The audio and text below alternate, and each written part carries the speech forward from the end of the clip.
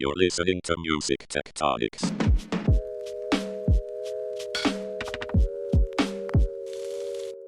Welcome back to Music Tectonics, where we go beneath the surface of music and technology. I'm your host, Dimitri Vitsa. I'm also the founder and CEO of Rock, Paper, Scissors, a music and tech PR firm.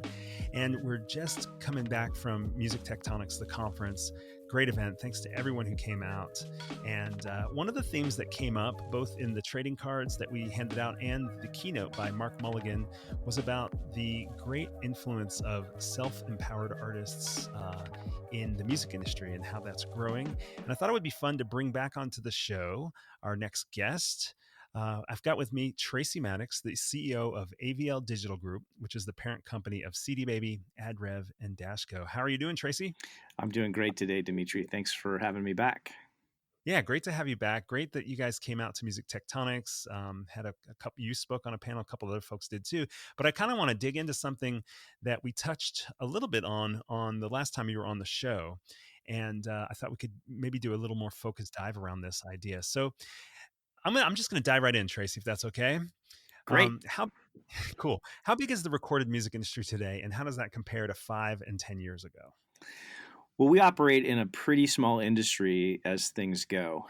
In 2018, the total revenue associated with the industry was $19.1 billion. So it sounds like a big number, but I'm just going to use a hometown example to illustrate how small of an industry we're in. One of the largest companies in Oregon, just outside of Portland, Oregon, where I live, is called Nike. And we all know who Nike is. They make shoes and apparel. Last year, Nike's sales alone were $40 billion.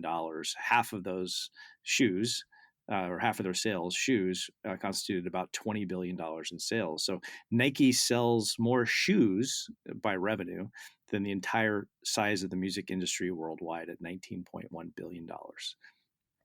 Wow. And in terms of growth of recorded music industry now versus in some recent past, how significant is the growth right now? The good news is we are growing. There was about a 10-year period from 1999 to 2015. I guess it's a 15-year period where either the industry was in a no growth situation or a negative growth. It was actually contracting. And that, of course, was due to format shift because consumers preferred downloads and eventually streams to physical media. There was just less business activity, and so the industry itself was getting smaller.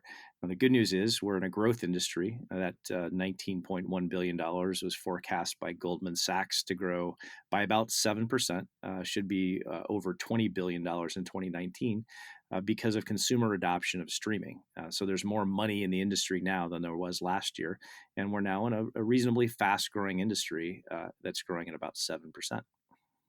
So let's talk about the independent sector. How big is that now, and how has that changed over the years? Well, this is the really good news from where I sit. The independent sector is the fastest growing segment of the industry. Last year, between self-released artists and independent labels, according to Medea Research, and Mark Mulligan, you referenced, was one of the speakers at the Music Tectonics Conference. Medea is his firm. They estimated 2018 revenues for the independent sector at about $1.6 billion, which is about 6 to 7% of the entire recorded music industry. But it's the fastest growing segment, and it's growing in the mid-teens, 15 to 16%. So a really quick way to say that without getting too mathy is that we're growing twice as fast as the rest of the industry. And we're actually taking market share away from the major players in the industry, specifically the majors, Universal, Sony, and Warner, at a pretty fast clip. So that raises a good point. I'm curious, how does that growth in independent music impact the overall music industry? You just mentioned it's taking market share, but what other dynamics are shifting as a result of this increased market share or power of independent music? Yeah, it's interesting. Power is the way to ask that question. If you think about power today, you've got three players that represent over 60, maybe as much as 70% of the industry in terms of revenue, which means, listening hours, listening minutes, artists that get listened to all belong to, or 60 to 70% of them belong to artists that are distributed by Universal, Sony, and Warner in that order.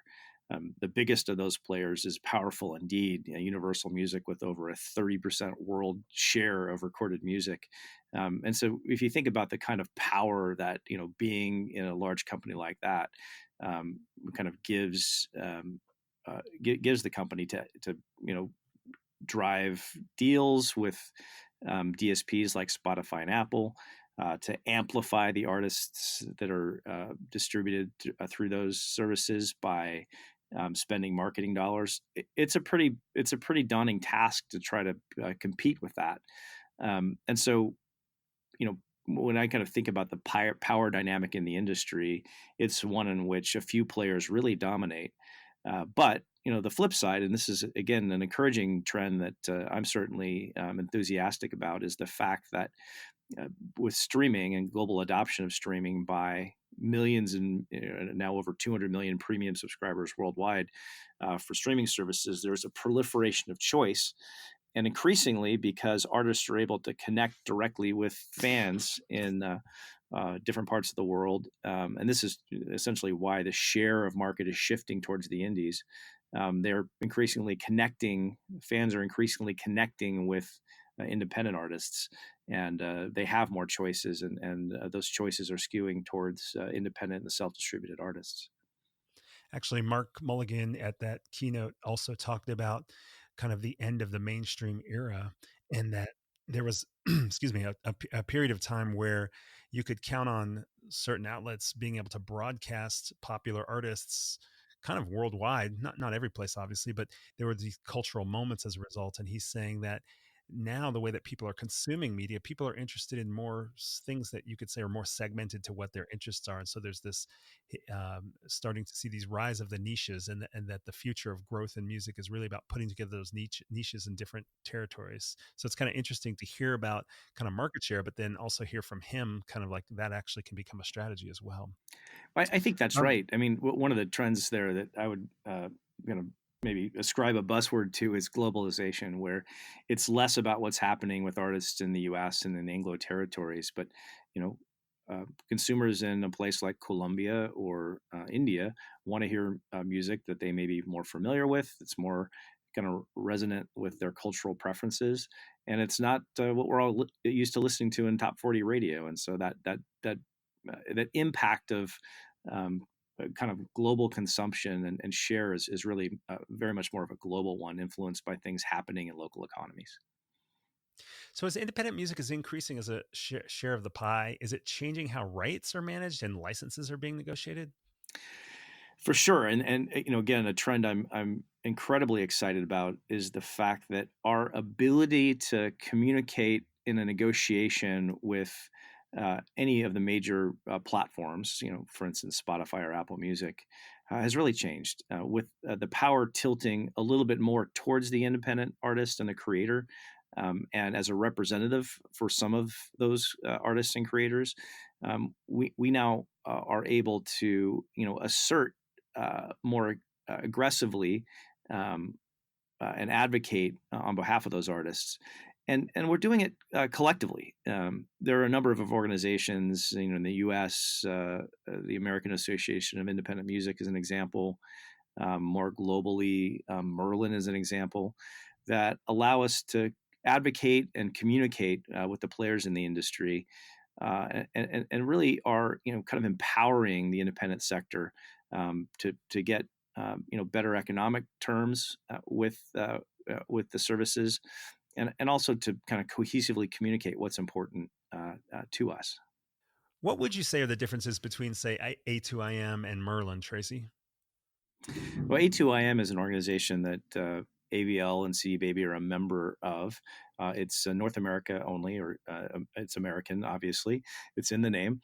And it's got a fantastic executive director by the name of Richard Burgess, who has a long history advocating for and on behalf of independent artists, and who himself is an independent artist. Its purpose is really to serve its membership in an advocacy role, and that's advocacy extends to things like negotiating with and position papers on royalty rates with quasi-governmental boards and agencies like Sound Exchange. And every now and again, when rates get negotiated, they'll come out in support of obviously higher rates for artists. They'll serve almost as a lobbying arm for the independent music industry, and it really exists to serve the labels and artists that are its members. Merlin's significantly different in that its focus is around collective bargaining. The organization based out of the UK was really created to advocate with the DSPs specifically for higher rates and rates that are more on par with the majors might be able to obtain with their huge market share. And why would somebody be a member of both A2IM and Merlin? What's the difference between what they have to offer? In fact, there is a lot of joint membership, and these organizations don't compete. They essentially represent different things. So A2IM, in essence, is an organization that can advocate for governmental action. It can represent the independent artists and independent labels for things like the United States Congress. This is an American organization after all, and so its purpose is to broadly advocate legislatively with governmental and quasi-governmental organizations. Sound Exchange, for instance, and A2IM have some board members that are shared between the organizations. And for those of you that aren't familiar with Sound Exchange, I know Michael Huppy was on a previous version of Music Tectonics. It's a quasi-governmental organization formed to collect non-terrestrial performance royalties. But anytime you've got government in action, you've got different players lobbying the government for things like higher royalty rates. And so A2IM can be vital in advocating for the interest of independent artists in those negotiations with the royalty board that sets rates for those royalties. That's just one example. Merlin's slightly different. It is based out of the UK, but it's very much a global organization. Its board consists of members who are elected by the membership from the EU, from the rest of the world, and from the United States. And the idea is to have balanced representation across the world for the independent sector.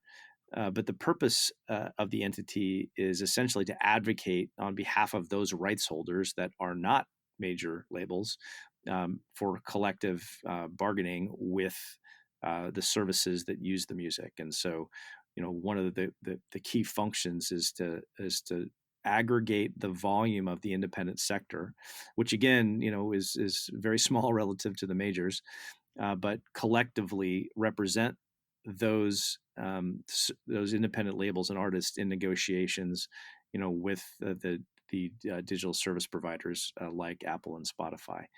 And the hope is, and I think this has actually showed up in kind of the output of Merlin over the years, is that we're able to advocate for and get rates more competitive with what the major labels get from their negotiations and their market power. And so that's a core function of what a Merlin does. The other key value that Merlin has brought to the independent industry is as labels and artists in one part of the world are attempting to enter another part of the world, Merlin is advocating for and establishing deals with DSPs in other parts of the world. So, for instance, recently, AVL and CD Baby were able to deliver its catalog, about 10 million tracks worldwide, to Tencent, which is a large Chinese DSP by subscribers, probably the largest DSP in the world with about 600 million active users. And just because of the difficulties in negotiating across time zones and across potentially language and cultural barriers. We relied on Merlin and Merlin's deal with Tencent to represent our artists. And so, as a member of the Merlin organization, we were able to utilize the deal that Merlin did on behalf of its members with the presumably largest DSP in the world, Tencent. So even with those 10 million tracks, you find value in kind of putting those tracks into this Merlin pool in a sense of negotiating power to get better deals. Yeah, absolutely. I just saw an announcement that Apple obtained a 60 million track mark. So there's 60 million tracks available at Apple Music, and that's great. We know, for instance, that from something that Daniel Ek said in public about 6 months ago, there's about 40,000 tracks delivered a day to Spotify. And so we think that, among the AVL brands, we represent something like 15 to 20% perhaps of the music being delivered to the DSPs. But that's not really a proxy for market share. Many of these songs don't get listened to as much. If we think about kind of AVL's market share position, worldwide, again, depending on geography, we're anywhere from 2 to 4%. Depending on geography. So we're really small in terms of what people listen to, but really big in terms of the music that's available. You can read all about this idea of the long tail, but certainly the artists and labels that use our services, tend to have music that may not yet be popular. Maybe nobody's ever heard of it, or maybe they're in a geography where streaming is just becoming a consumer preference for the first time. But that's a long way of saying we deliver a lot of music with a little bit of market share, and so utilizing a service or an organization like Merlin to advocate on behalf of those now almost million artists gives us collectively more power together. Are there other organizations that help you advocate for your artists and labels? Yeah, certainly, depending on geography, we've been engaged in the past with groups like ABMI down in Brazil, which is a burgeoning and very significant music market, with AIM and WIN in the UK, which are both membership organizations, much like A2IM. And we're starting to engage in other parts of the world with independent music organizations in places like Colombia and India. And so wherever there's growth, wherever there's more people streaming music, and wherever there's an opportunity to connect with fans and independent art, we want to make sure that we're engaged in the independent music ecosystem in that local region or country. And what else do you do as a distributor to increase the negotiating power for your artists? Well, one of the things that we can do that's probably most effective is to help artists promote their music. We can give them tools to advertise their music on platforms like Spotify and Pandora.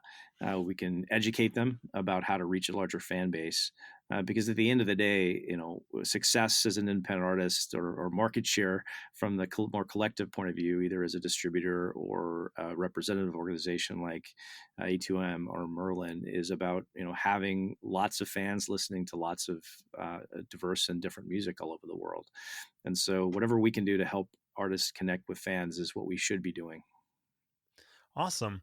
Well, this has been interesting to dive into this specific aspect of how independent music is growing in market share and what you do to kind of have this collective bargaining thing, which is such an intriguing thing to think about in the free marketplace. Is there anything else you want to throw into the mix about where you see independent music going as this continues to unfold, Tracy?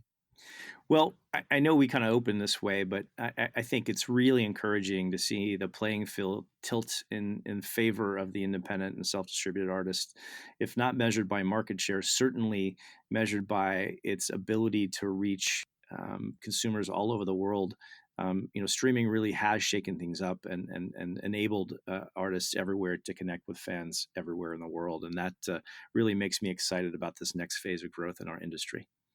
Well, I've always liked weird music, so it's great for me because it just feels like I have access to so much more stuff that kind of increases my curiosity, intrigues me, and so forth. So awesome. Well, Tracy, thanks for joining me again on the podcast. I'm sure we'll have you back again sometime, and looking forward to seeing you around. Indie Music Week at A2IM this summer or this coming summer is always a good place. South by Southwest, of course, in March.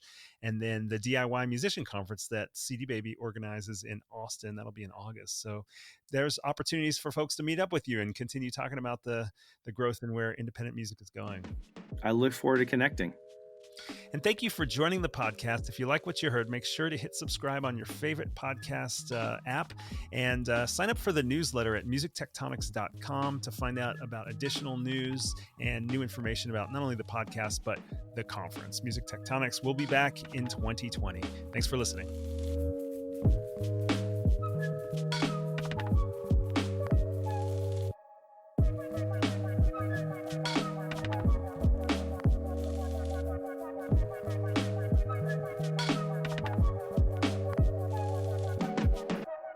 You're listening to Music Tectonics.